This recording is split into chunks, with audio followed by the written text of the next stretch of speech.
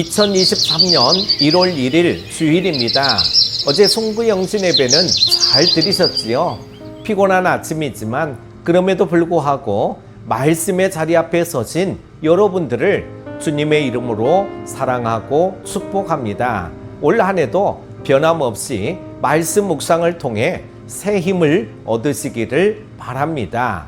오늘부터 함께 묵상할 말씀은요, 야고보서 1장 1절에서 11절입니다. 하나님과 주 예수 그리스도의 종 야고보는 흩어져 있는 12지파에게 문안하노라. 내 형제들아, 너희가 여러 가지 시험을 당하거든 온전히 기쁘게 여기라.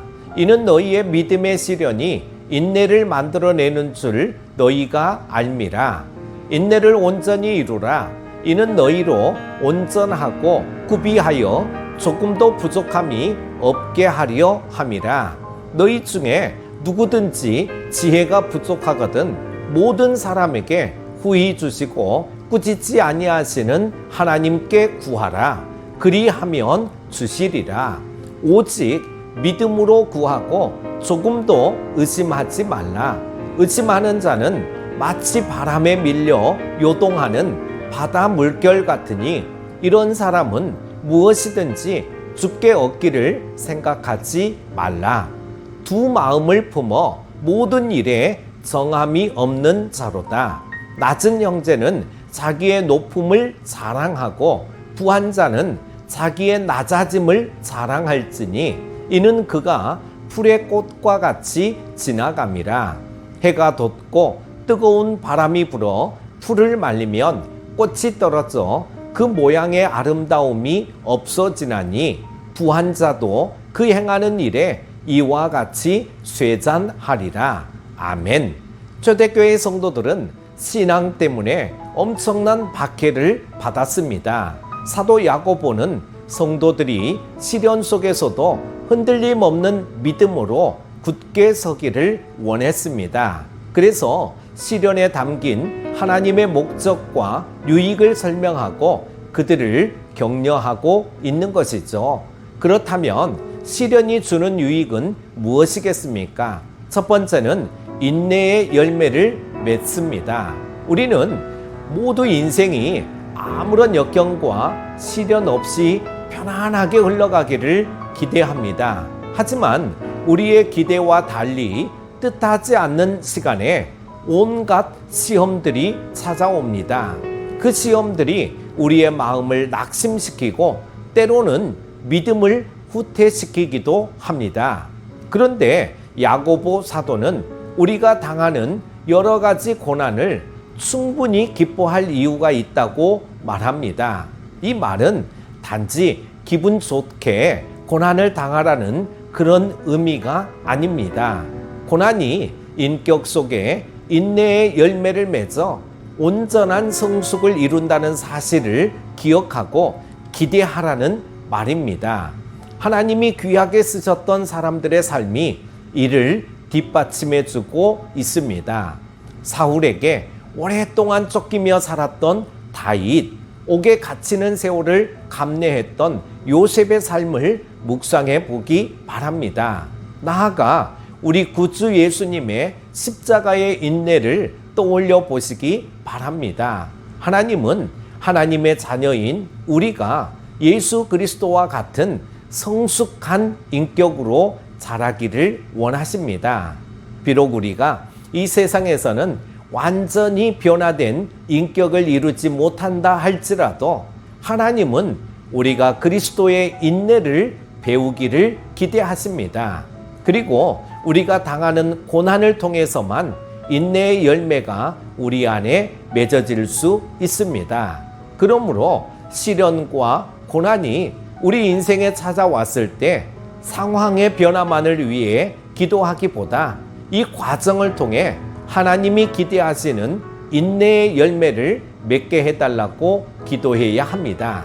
그럴 때 하나님이 우리를 조금도 부족함이 없는 인내의 사람으로 온전히 빚어 가실 것입니다. 두 번째는 믿음의 성숙을 이룬다는 것입니다. 고난은 우리가 가진 믿음이 참된지를 바라보는 저울과 같습니다. 편안한 일상에서는 볼 수 없었던 믿음의 진짜 모습이 고난 속에서 드러나기 때문입니다. 때때로 우리는 고난 속에서 염려하고 낙심하는 우리 자신을 보면서 우리의 나약한 믿음에 실망하기도 합니다.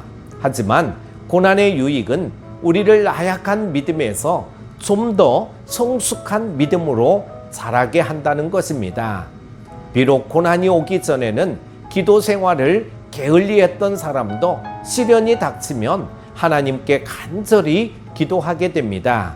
기도에 응답하시는 하나님을 경험하면서 그 믿음은 그 전보다 자라게 됩니다.